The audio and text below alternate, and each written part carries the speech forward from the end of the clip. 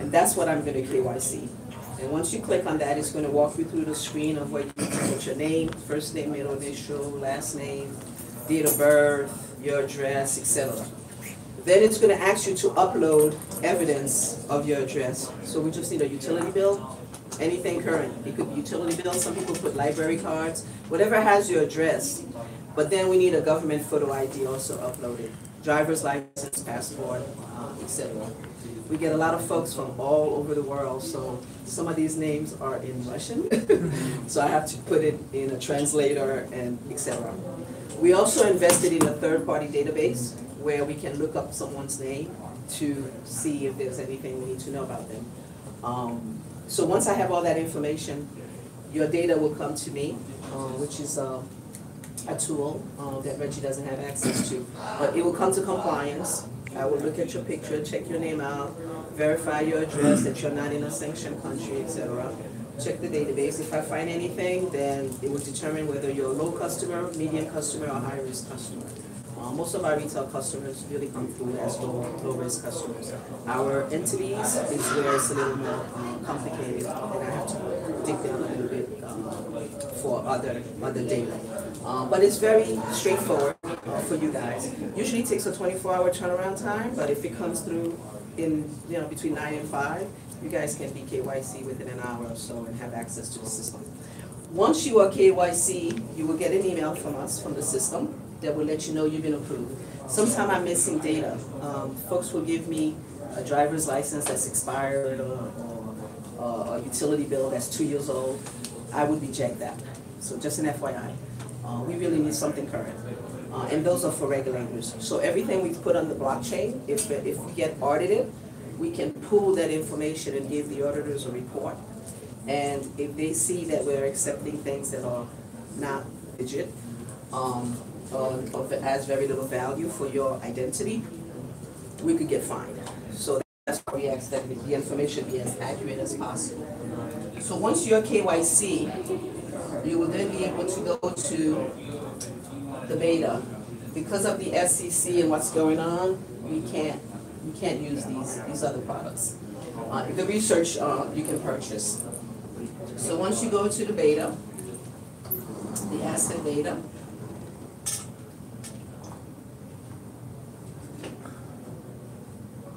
I was talking for a while, so I might have gotten out of this thing.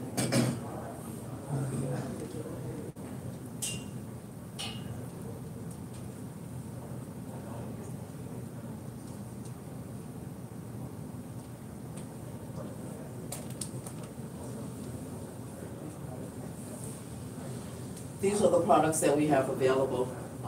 We have the VE Gold token. Okay, this is a ticker symbol, by the way.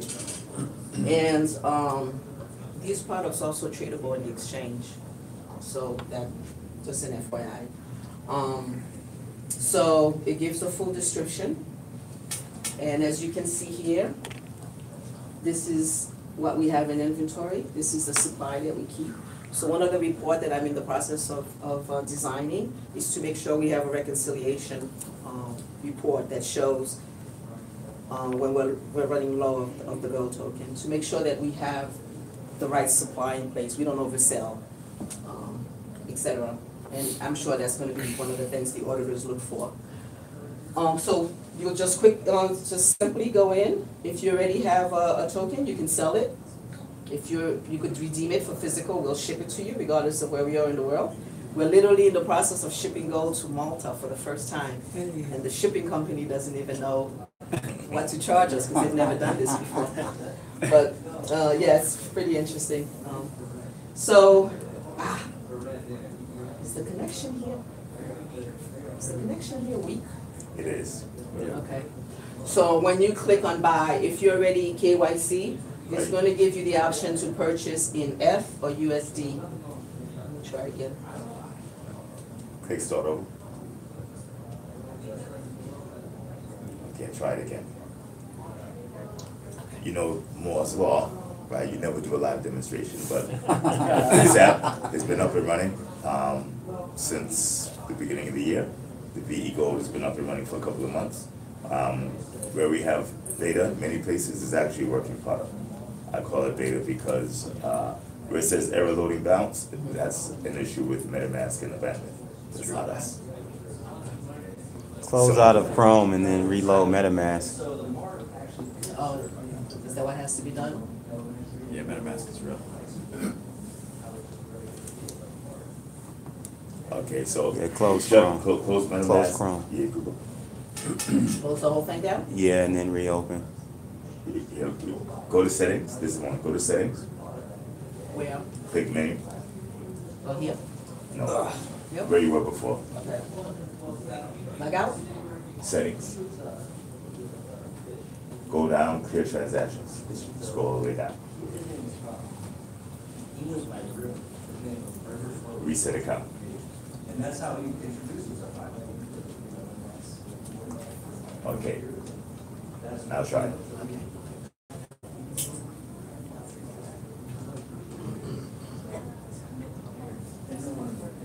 Oh.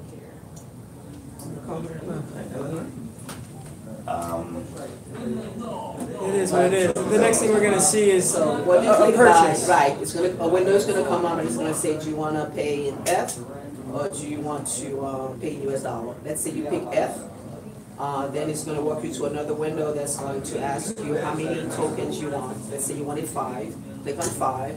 Then it's gonna ask you if you wanna use your Very tokens to obtain a discount. If you have Very token, you click on that option and the price of the gold will be discounted for you. You will pay less and you will send us your Very token. You don't have to send it to us. The system has a way of extrapolating Is there a it. set percentage like discount and use varies, depending on how much you use or send? Can I use multiple vary to get a better discount? Like how does that work? You get a discount at 55 basis points of Very for 95 basis points of discount. Okay. So you can use as much as you want up until the limit. Not So if free. you basically the larger the purchase, the more Very you. Cool. But realize that there's not a lot of margin in gold, and without the discount, if you take a look at the price of the gold that we're selling, and then go through all the major vendors, Bullion Exchange, Amex, etc., you'll see where we're cheaper than almost all of them. Once you apply the discount, we go below, we're cheaper than everybody, and we're doing smart contracts, which will allow it even cheaper. I'll allow you to buy the gold at cost if you use our smart contract. The smart contract, the first one coming up, is a mortgage note, basically a borrow money loan. So if you use that to borrow money, you will do the gold conversion and purchase at cost. So cheaper than anybody, almost like coming out of the mine. So as far as the price goes, you determine the price based on like the spot price globally determined, and Plus the profit margin. gotcha. Okay, and then Veritasum is now a gold dealer by core business model. We're a gold dealer because it's a way of stabilizing the store value. Okay, and we can cut margins very low because we're not going to rely on that to make money. By using a contract, you go in and you get, almost stripped down gold. And we do that because we benefit from using the contract. As a holder of the tokens, holding gold is a negative decay. It's a negative return to decay. We have to pay for storage, you have to pay for insurance, etc. What's the percent? Well, we cover it. We're charging maybe like I think 55, 60 basis points. I So don't- is that a 0.5% per yeah, year? yeah. But if you go through if you use it as a pledge of a collateral, if you use it to fund a smart contract, that means that instead of paying to have it stored, you actually get a return. So instead of paying, say, negative 1% a year, you'll get 6 or 7% a year as a return. You're saying you lend it to others as collateral for You their lend to the transaction? others as value. So we have a mortgage contract, okay? A developer comes, he wants to borrow, say, $100,000, $120,000 to do a quick development project for 1 year. You pledge your 3 keys, which is about $120,000, right, to the contract. He borrows these keys, and then he pays them back plus 8% interest at the end of the year. So now you've earned, after expenses and costs, 7% on your goal, where normally you would have lost 1%. So it's a loans market as well. It's basically a mortgage. It's basically you lending money to somebody, okay, but doing it through gold, as gold, and then that person that you lent it to can transfer that gold into the fiat of his choice, crypto of his choice, or even VE gold. Okay, as he pays the gold back and it's a gold on gold return, you get a yield on your gold. Where normally you have to actually pay portions of your gold fiat to store it. Now, if you look at the numbers, you get about 30 to 35 basis points in a savings account. You get a high yield risky account that'll come up with the 1.2%, 3% at the high end. Or you get a 65% semi-LTV collateralized, 35% over collateralized loan, and you're getting 7% on the money. You don't So have if to you pay it back, cost. you sell that property off, you're still covered by 30%. Yeah. With expenses, at best, you almost likely get your money back. Well, and the other use case is, you've made a great deal in Veritasium where you finished up a deal, you want to store it in gold as maybe the market just went crazy, it's going to have a cutback. You don't mind paying less than 1% for the year because next year you're ready to take that gold back into it. Now, the way the very tokens work, when you purchase a VE gold, the very sub-token, you purchase VE gold, your storage is paid up for a minimum of 3 years. A minimum of 3 years. So The first time you buy, so that depreciate that value, that basis points, the 55 doesn't points. apply for a minimum of 3 years. Oh. Okay, after the 3 years, it will decay like a regular asset or continue to be paid up. Or you can simply purchase a new series of VE gold tokens. Basically, which will be paid up for another those 3 years are accounted for when you first buy it because Prepaid. of your Yeah, markup. prepaid. And so this is a way of wrapping everything into one single token. And despite the fact that all this is prepaid, you get storage, you get insurance from Lloyd's, you get security from Brinks, in an LBMA approved vault, you get the use of the blockchain, you get a bearer asset as a token, and you get the ability to use smart contracts. All for less than you could buy the gold flat from a bullion deal. So do you expect people to roll over every 3 years, like a contract, futures contract, to keep that? Yeah, I've learned not to go by my expectations. I didn't expect Trump to win. I didn't expect a lot of things. So I obviously don't know what I'm, talking about most of the time. I know But what I I'm would just saying, do. yeah. But what I would do is What very you would different do. from what the Papas would do. You have a choice of doing either. You can roll over, you can let it decay. You don't have to decay. You can actually send some money in for storage if you want. You can do that as well. Okay. Are you vetting the real estate opportunities for the hard money deals, or do we have to bring? I'm doing it as a proof of concept. I'm going to vet it.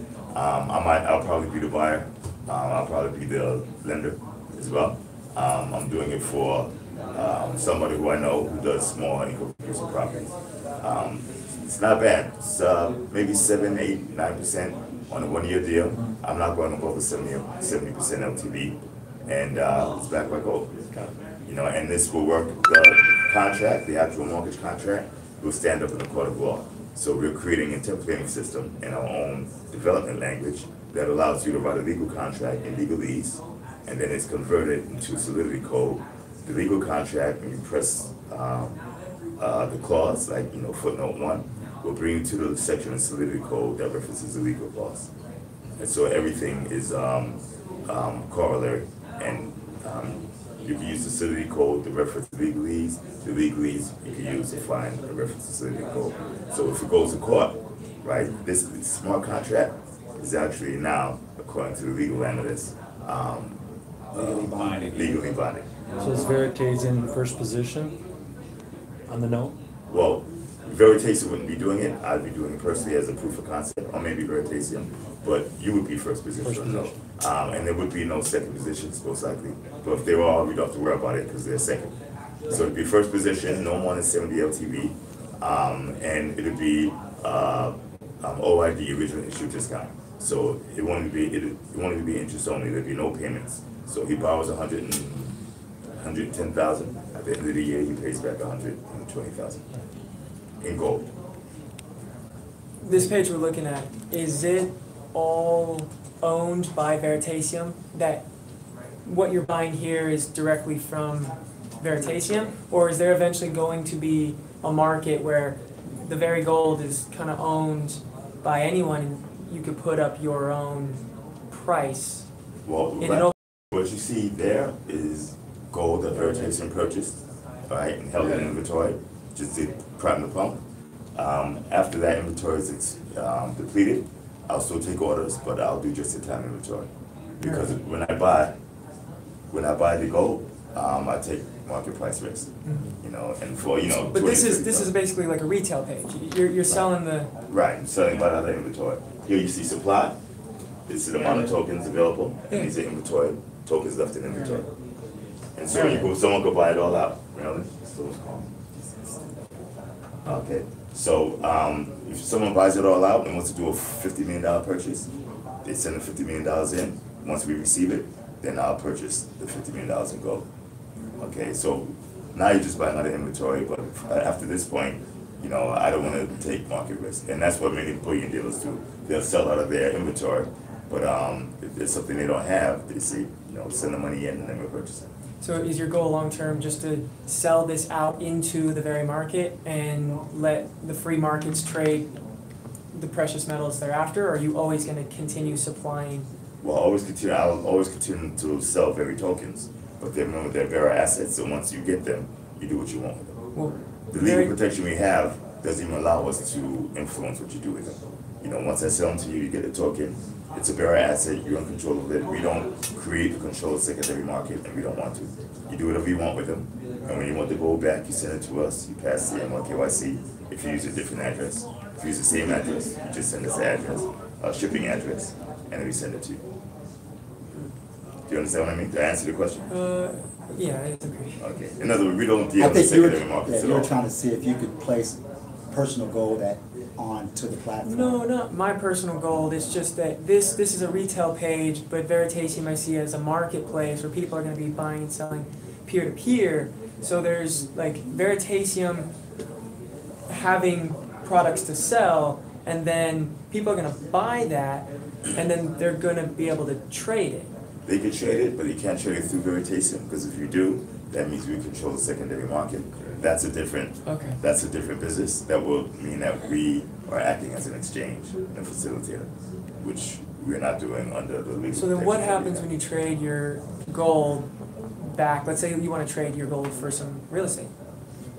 Go ahead and do it. Do You whatever can you do want that, with but it. you can do that on Veritasium. You can't do it. What you could do is if we sold real estate, you can go and sell the gold back to us. You click the sell button. Gotcha. Click the sell button. Okay. Right? And we will optionally. Right. So it's gonna ask. Okay, so, right, so. That's like, I get it. Okay, so you can sell it back to us, we'll buy it, and then you can take the funds and do what you want with it. Eventually, we'll have real estate tokenized, whether it's fee basis, title basis, cash flow, operating company, air rights. We're gonna tokenize energy, electricity, oil, gas, tokenizing the whole world. And then we're gonna run it through small contracts. The Veda, did you go through the Veda yet? Okay, the Veda is an example of tokenized assets that are aggregated in portfolios. And the portfolios come from our research team, and the research is extensive. We have actually enough products publicly available right now that everybody can access to replicate an entire investment bank. And it's all software. It's all software driven. These are not people. They're not really like funds. But because that's a very hard sell to many regulators, we go through the regulatory Loopholes, framework. No, loopholes. we jump through the hurdles as the regulators desire us to. That's a good way to put it. Well said. These products are not available to the US, but you can, if you don't have a token, you can rent token. Or if you do have token, you can also offer your token to peer-to-peer, another person who's interested. But you can't do that in the US. When we move to Bermuda and set up the Bermuda office, we'll be able to offer that to everyone outside of the US. Yeah. But unfortunately, the US, yeah. Reggie, I was gonna ask, so I mean, are you doing the first layer of the market for secondary stuff? Is it only because of regulation, like would it make sense to move somewhere else and then take on that market as well? Or? Good question. Okay. In the US, the record that we're dealing with secondary markets by applying for a broker-dealer license and a registered investment advisor license and an ATS, alternative trading system. So we do that, and we can act like your Goldman Sachs and your Merrill Lynch's. Sure. Okay, until we do that, then we can't do a secondary market. We're also applying in Bermuda, and from what I understand, I think we're applicant number 1. I can't guarantee that, but that's what I hear through the grapevine. And we're going through a full digital asset business license, which means everything, the whole shebang, except for a banking license, and I'm considering that. But the banking license could be expensive because of reserve requirements. We're also going in Mauritius. If the execution gods smile upon us, we'll actually go live in full business in Uganda before the end of the month. You'll see. We're also working on Nigeria on the 27th through 27th, 25th, right after Thanksgiving. I am sponsoring the African Stock Exchange Association event, which is all the major stock exchanges on the African continent gathering. And we'll have a bunch of Veritasium computers. They'll be trading digital tokens, they'll be trading asset-backed tokens. We'll be giving out research. You'll see what looks like an actual financial operation right there. They'll be trading peer-to-peer. So what you'll see is exchange activity without an exchange at an exchange conference. Tell me that's not going to get their attention. Hopefully positive. Yeah. Any other questions? I'm sorry. Right. We also have a research product that anyone can buy, even the US. And it's pretty thorough, it's very detailed analysis. Open one up so they can see it. I'd like to see PayPal, if you don't mind. PayPal was Populous I've heard a lot about. PayPal haven't. These are very detailed. Take a look. We do entity analysis, we do macro analysis, and we do deep dives on individual products as well. You can actually take it, so everybody get a good, because I don't know how many people are blind like me. I had 20 vision until like day before yesterday. It's better, thank you. And that's available for viewing in our website. These are free to download. How many companies do you have currently? You've done reports on? How many? I saw 6. How many things? The long ones like this are there's about 8 to 10. Okay. I read the dashboard, it's really good. Yeah, and we have a number of short Marilyn, reports. don't forget to mention you have an economist. We have about 20 of those. Okay, cool. So between 14 and 20, there's a full-time, there's an economist now that's going to do this A weekly piece on different lines. Right. On these papers. Yeah, he's a PhD in macroeconomics. PhD professor. Different. Not Nationally recognized? We'll see what he puts out. He publishes for Military back currently, and he's going to do for Veritasium as well. I want you to put And who is this gentleman right here? That gentleman is Jeffrey Tabak. He didn't introduce himself. I'm the co-CEO of Veritasium Securities LLC. Okay, Jeff is being modest. Yes, he is. And you know, modest is not how we define Jeff all the time. So Jeffrey is Harvard and Brown, Yale and Brown, New York in the financial industry. Has heard of Jeff, knows who he is. Okay, he is now jumping at the end of a very fruitful career. He's now jumping into the digital asset space. Okay, most of the digital asset founders and managers, upper management, between 20 and 35 years old, developers, engineers. Okay, now you have true old school Wall Street that sees what's going on and they're coming on board. Jeff, I can say, these are not Jeff's words, these are mine. Jeff probably comes aboard with between $50 and $70 billion of assets under management in his Rolodex. If it was an old school Rolodex, he probably has a phone, but if it's an old school right? I can say that. Okay. Would that be an exaggeration, you think? That's fair. That's fair, okay. And Jeff, tell everyone how you came to work for Veritasium. I've been researching this industry for the last 3 years. I missed the internet in 1995. Most of my generation, we all buried our heads in the sand. We all hoped the internet was going to go away. And I'll give you a prime example of that. Middleton was the first firm to do program trading on Wall Street. We started it in 1984. We did it with index cards, long before computers. I don't think anybody's here was born when we were doing it with index cards. I was. When the banks picked up on it and started doing it with computers, the margins died considerably, and we started emphasizing the derivatives market. May surprise many of you, but puts and calls, listed puts and calls in the United States only started in 1974. Puts were not initially listed because it was considered un-American to buy puts. You were betting on things going down, and Americans just didn't do that. The put market developed. Initially, the SEC only allowed 5 stocks to have puts. That's how concerned it was that it was anti-American to buy puts. Miller Tabak was one of the pioneers in the derivatives trading of arbitraging put calls and common stock between New York and Chicago, and it was a very exciting business. Things changed dramatically with computers, as I said, but we did grow dramatically with the growth of the hedge fund business in the early 90s.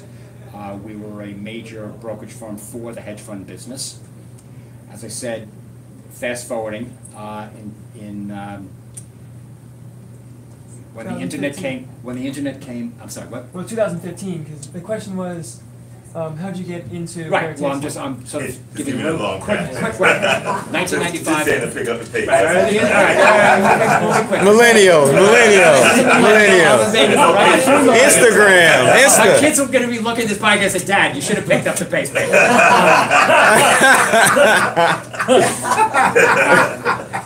So I missed the internet in 1995, and I decided in 2015 I was not going to miss the blockchain.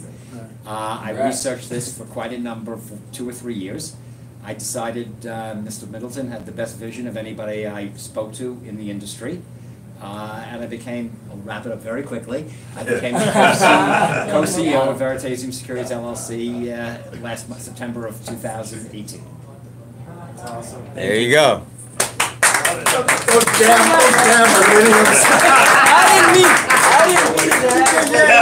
Wrap up the end. I just thought that would be the full focus. 2015 you just couldn't help yourself. I watch videos on 2-speed. Yeah, that's what I'm saying. You just couldn't help yourself. You're like, Jeff, thank you very much. Thank you. Just very to the point, very quick. Call and you're like, what do you have to say? 10 seconds. You're only using 8 seconds. He says 10 seconds. And quite frankly, which is, everybody in this room has to realize, my generation is the biggest holder of liquid net assets in the United States right now. Right. My generation is terrified of cryptos. Terrified. They don't know anything about it. They don't want to learn anything about it.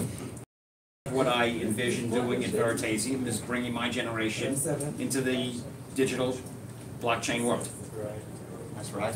The funnel starts at Veritasium. That's right. The funnel starts at Veritasium. Well put, young man. And to put what brought this upon in perspective, you have a PhD macroeconomist, you have 3 full-time analysts, you have, I consider myself a strategist, macro fundamental, and we have Andrew who came over from the hedge fund, right, Andrew Gordon, and we have Eleanor, right, who's also an ex-Goldman, ex-McKinsey. And my pedigree is Brown and Harvard. Yes. Eleanor is Stanford Business School, and Carolyn is Columbia Business School. We got a lot of Ivy Leaguers in our. And Lorna is USC. And Lorna is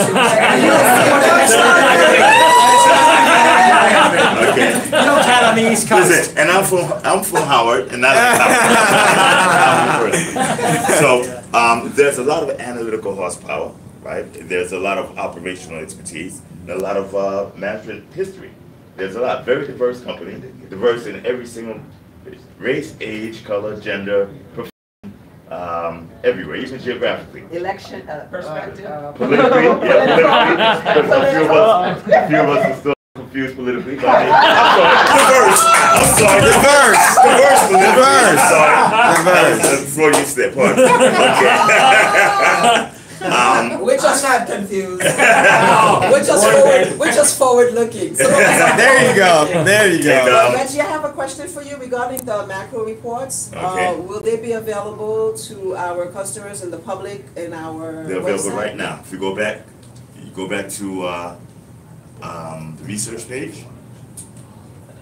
What's the pricing for the research? Okay, scroll right now. It's free until the The Q&A will not, well, the Q&A will be free to the public, yes. Yeah.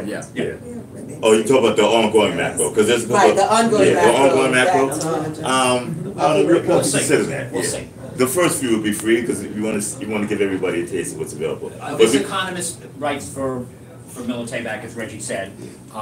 We have a tremendous amount of hedge funds that read his material, which pay a lot of money to get it.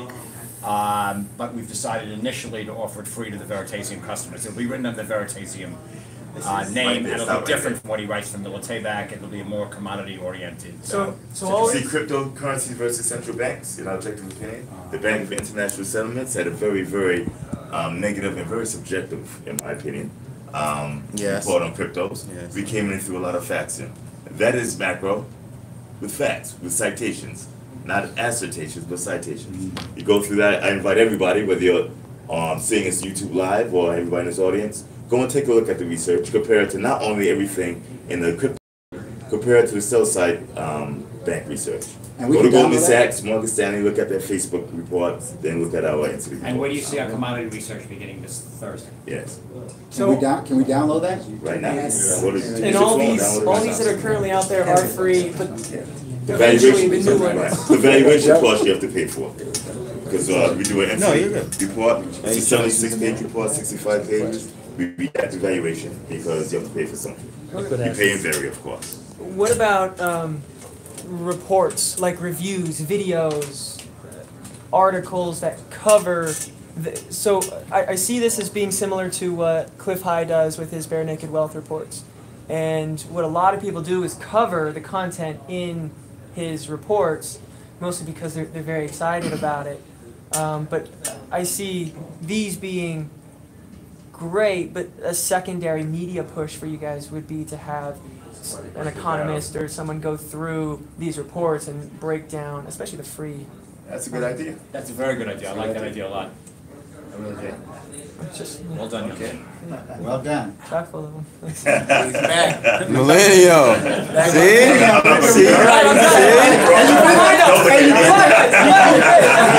Vindicated yourself. Okay. Oh, if you go through the YouTube videos, you see live right now. There's one streaming live right now. But if you go to the YouTube videos, Hey, where's my picture? There's a lot of educational, Yeah. there's a lot of educational.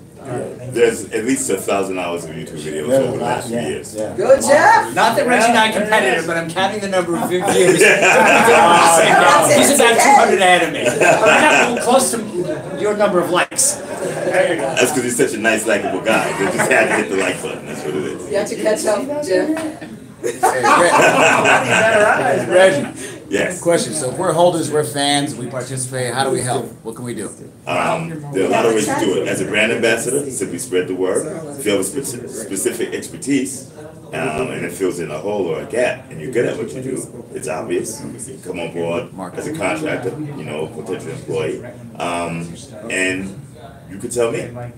Local meetups. I'd love to talk to you. Local meetups help a lot. Providence, Rhode Island. Did you go up in Providence? I flew out of Providence. Where'd you go up in Providence? I live in Smithy. You know Bryant University? Sure, of We might course. be live, sorry, but yeah, no, Smithy. We'll talk. Sure. We also have an opening. Two of my right kids now went to for Brown a, also. Customer support role, if anybody's interested. Yeah, that needs to be short term. So if you know the product inside and out, and you'll carry these devices around, and you're going to be on call, you can look into that. What was that again? Customer support. Oh, okay. People calling with questions. Most of the errors are actually user error, but that's not relevant because it's still attributed to us. Yeah. So help, and not like old fashioned where they can pick up a phone or a video chat if you use WhatsApp. You get a Google Voice number, WhatsApp, and you can have video chat assistance. I think that would be wonderful. Are all of you on the Telegram? No. Oh, whoever's not on Telegram, go to the Veritasium Telegram group. It has about 2.3 thousand members. That's the official one. Go there and you can talk Veritasium and everything related to it. Any questions you have, ask it, they can answer, and they give you actual real answers and not answers that are made up from the atmosphere. Right, and sometimes what we'll do is if we need somebody for a temporary position or something like that, we'll put it on Telegram too. Folks, we're committed. Okay, so you walk through rent, research, and the Studivator itself, and returns? Exposure? Yeah. I hope you have some positive exposures now we're in public. No, those look bad. Those look awful. But those were taken out before the market collapsed 80%. So actually, a negative 46% and negative 51 is very, very good relative to the market itself. Yeah. It's all about alpha. Now, if you see new exposures, you see it up 50%, up 49, right? Because the market has rebounded. I have a question, if you don't mind. Be my guest. I'm a huge fan. I know you're contrarian, and I feel like markets don't reverse just gradually. I want to see some capitulation. Do you believe that we need to see that in Bitcoin in the space before we can make our next descent? Well, my opinion on Bitcoin, I'm not nearly as bullish on Bitcoin as everybody else. Sure. Bitcoin's fundamental value has been overshot by its price because it's media exposure, people jumping in, don't understand what Bitcoin is. Everybody says Bitcoin fundamental value, that's nonsense. You know, Bitcoin as it stands right now enables you to send value from here to the Caribbean for pennies or a dollar. The only other way to do that quickly would be a wire or Western Union. Once I was in college and I sent money to a cousin. I think I sent $500 and he charged me like $100 and change for the $500 transfer, which is ridiculous. That I actually lost 20% of what I sold. Okay, Bitcoin would have did the same thing for $1.20 or less. Okay, so to have an infrastructure where you can send value that quickly has value. You know, to say that Bitcoin has no fundamental value means you don't understand the system. Not to mention the immutability, smart contracts, etc. The issue with Bitcoin is it's software and it doesn't get to upgrade because the upgrades are being held at bay by the Bitcoin large holders, the Bitcoin holders. They're squabbling like children. Yes, I said it. They're squabbling like children. In case I was not clear. And in doing that, they're holding back the entire system. So Ethereum and Monero and Dash are flying into Bitcoin in terms of usability.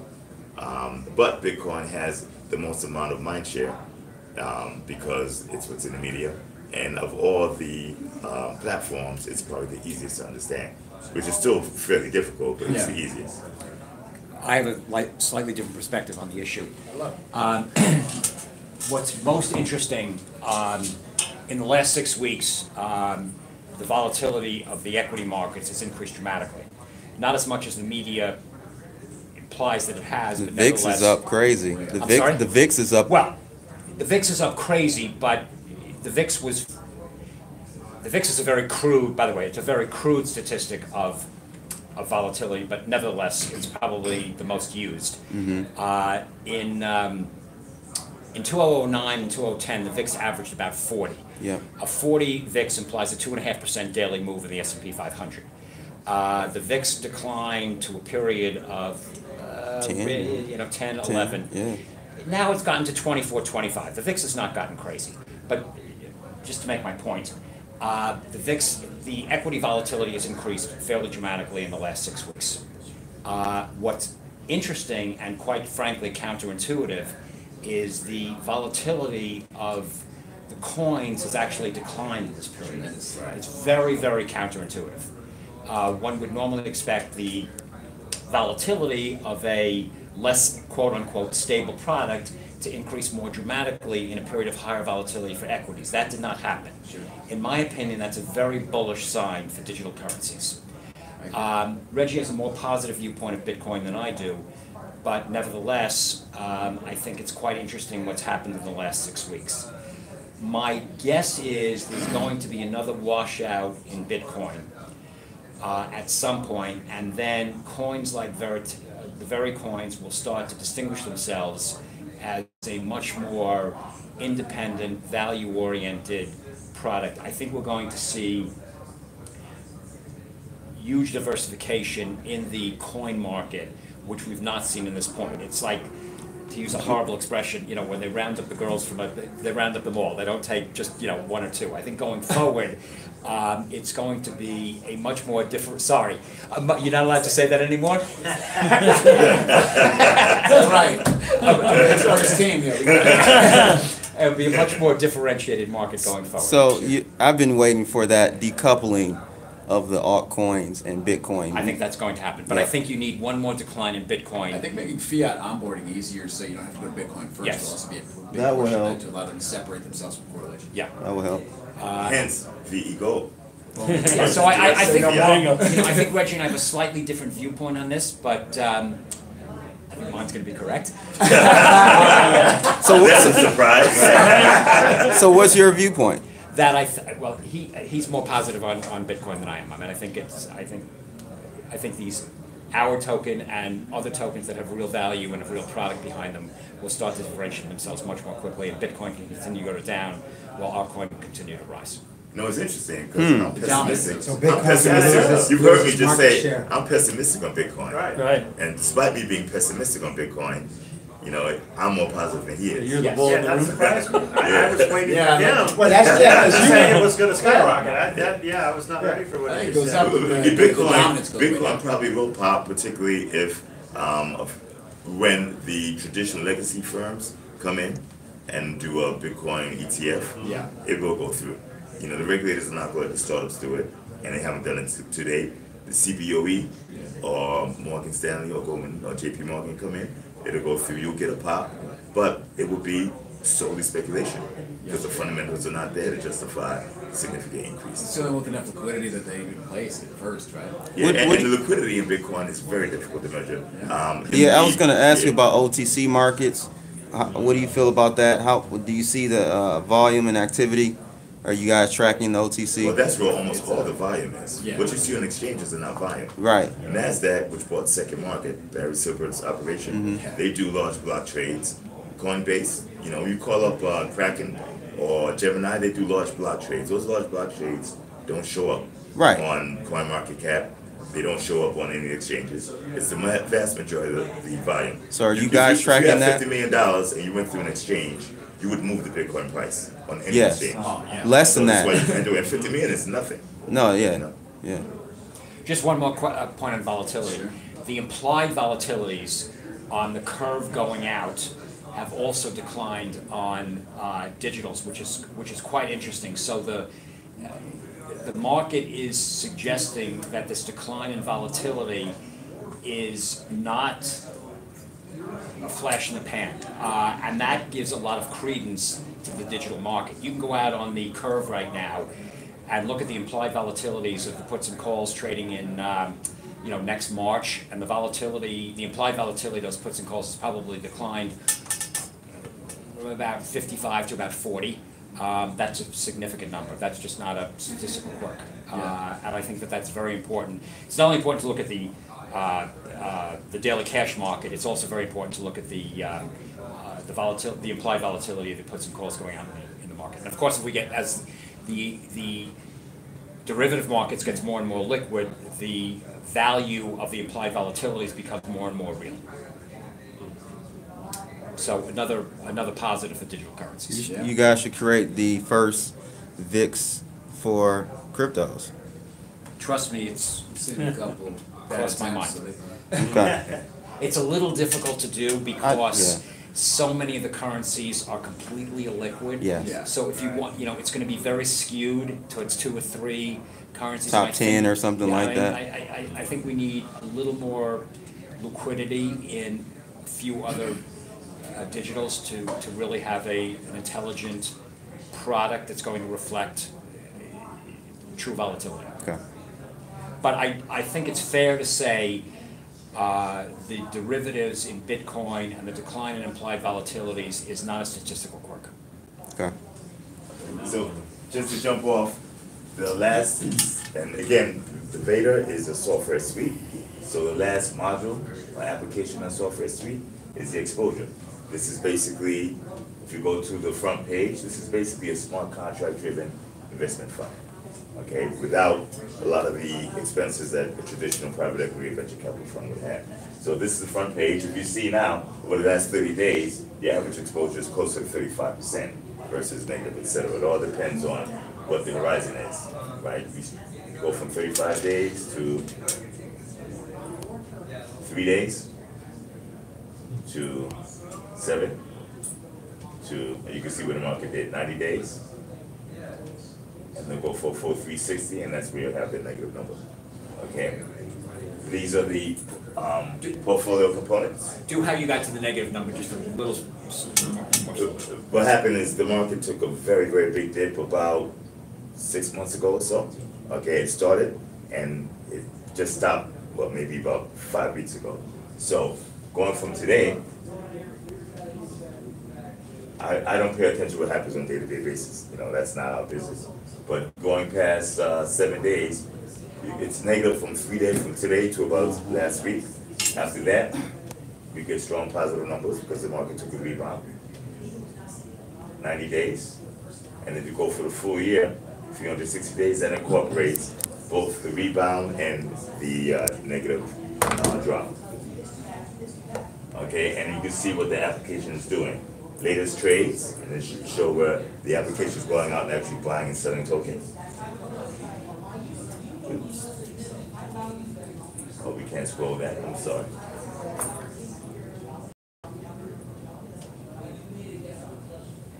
I can't use the computer. So latest trades, this is in BTC volume.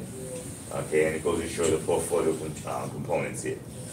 You could go to the menu and you could change the currency you want to display it in. Right now it's displayed in Bitcoin, but you can display it in F. I can't use this. Yeah, touch that. You can display it in F. You see everything is displayed in F. You can display it in US dollars. You see everything changes. Or pounds, yuan, renminbi, etc. So we're going to keep it in US dollars right now. So we go to the exposure part of the app, which is where you actually do your own portfolio purchasing. Okay, so because she's not KYC, you can't actually log in and take a look at it. Because those going to close the contract. But this gives you the performance on exposed value, performance exposed value US dollars, the progress of the contract, etc. Okay, now if she was KYC, get started, click get started, you choose the wallet, and she's not signed in. Okay, so it says select an account, but the wallet's not signed in. I don't know, would you mind signing in? Yeah, it should be.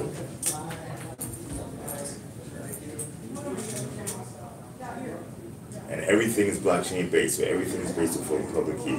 Your public key is your everything, it's your ID, like your passport. A lot better than Ether Delta, that's for sure. What did you just say? I'm sorry, I couldn't hear what you It's said. a lot better than the Ether Delta experience, I'm sure. Yeah. So the public key, after you signed in, this is the account, the public key. Click next. And it says your verification is complete, so she's been verified. These are the products she can use right now. And the reason why she can't use the beta is because, well, she's in the continental US, it's not me. Yeah. Okay, but you can do VE assets, and you click that to go to VE assets, which we discussed, and VE research, that you could buy and sell and redeem gold tokens, palladium tokens, platinum I'll put in next week, and silver. Yeah. Okay, now we go to her individual exposures. None to display. Not trading on the app. That doesn't look good, does it? Okay. Busted. Okay. So to create a new one, you click the plus button. You put in an amount.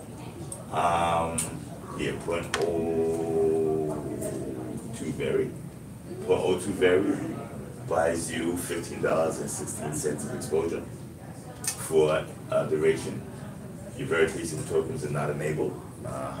So that means that you didn't turn the app on yet, because so you click enable tokens, you click this, and this enables it as it tells the wallet to allow the application to use the very tokens. So you click enable, you click update. And you click submit, and then it goes to the blockchain and allows the application to use to take the very tokens out of the account. Okay. That way, if there's a bad actor, they can't decipher it. You have to go through and ask permission, then you have to sign the request permission with your private key. The public key is your ID, the private key is your personal key to make the ID apply to anything. Question on the end of, for turning on the access to the Very, is it after every transaction you have to return it on, or is there a window period? Just do it once we sign it. When you first open an account, you just do it once and that's it. Right, so you for the user session? Right, no, period. Yeah, it follows the public key. Okay. So you're giving the system permission to pull verification on your account. Okay. You know, you only have to do it once. And I got a couple questions today. You do not have to be an accredited investor to get into the system. I already knew that part. Oh, I got a couple of questions for that today. Okay, do you have any other accounts here? Are you sure? And using the MetaMask or any other wallets on the phone, there's a variety of wallets that work on desktop, on phones, on tablets. You got several accounts, and each account is just like a different wallet. Think of different brokerage accounts.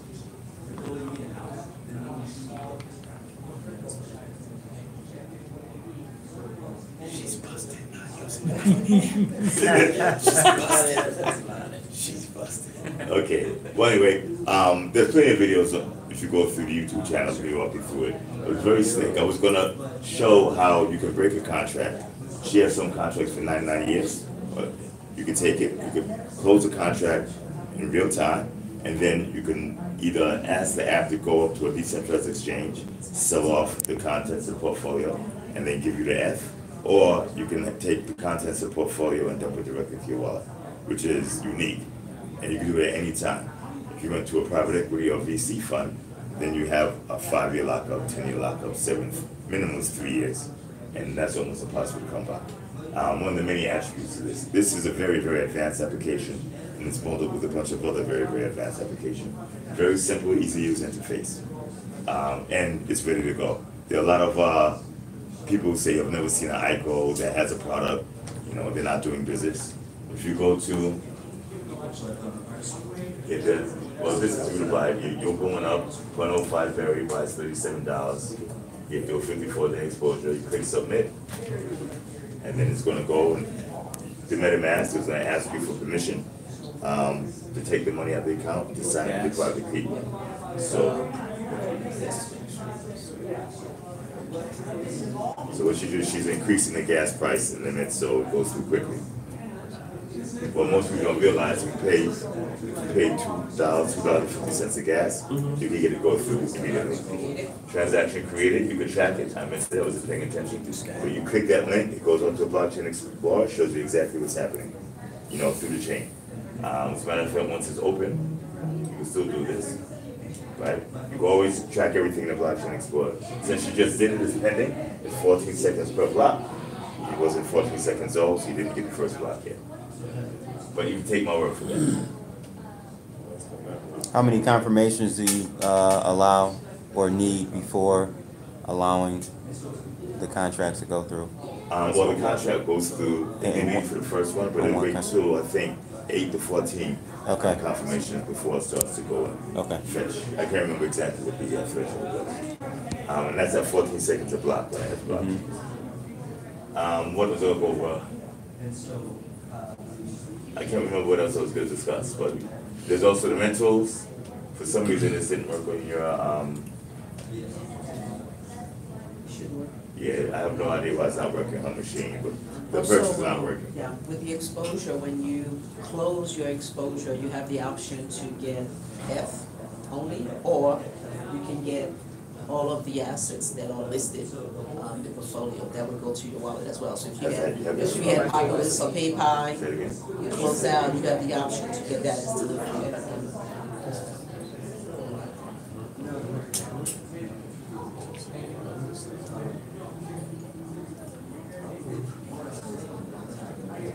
So, any questions? I can show it on the cell phone.